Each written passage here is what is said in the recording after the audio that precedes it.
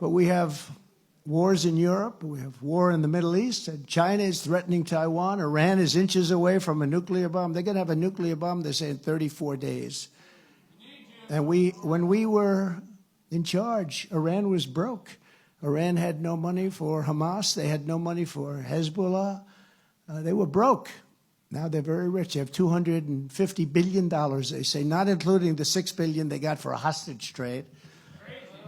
We got $5 billion and they got $5 billion. I said, all right, that's good. That's better than they usually do. Usually, you know, we give up, well, we gave up the king of terror. You know, the last, with the basketball player, Brittany Griner, we gave up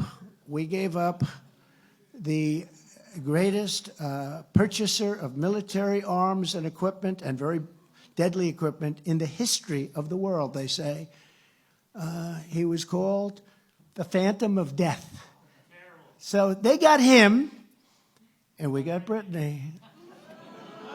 And that was a tough trade. That was a tough trade. But, you know, at least she's standing now for the national anthem, I think. But she didn't stand too much.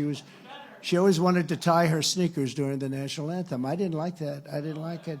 That was the time when she heard the national anthem, that meant it was time for her to tie up her sneakers. I don't like that. But our military has gone woke, and we're teetering on the edge of World War III. We've never been closer than we are right now to World War III.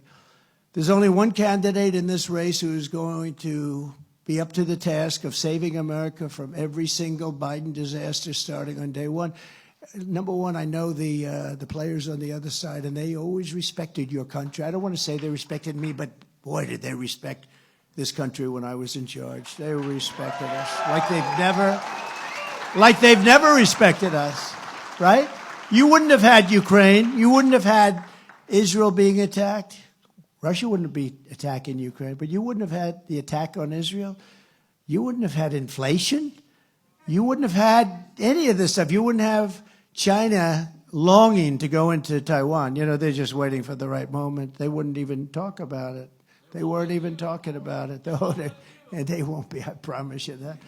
But with your vote in these caucuses, we're going to finish the job, and we're going to get it done, and we're going to actually be stronger than ever before. It's hard to believe because you see the damage that's been done. No president has ever, I often say you can take the 10 worst presidents in the history of our country, you can add them up, put them together, and they haven't done the damage that Joe Biden's done to this country. What he's done to this country is unthinkable.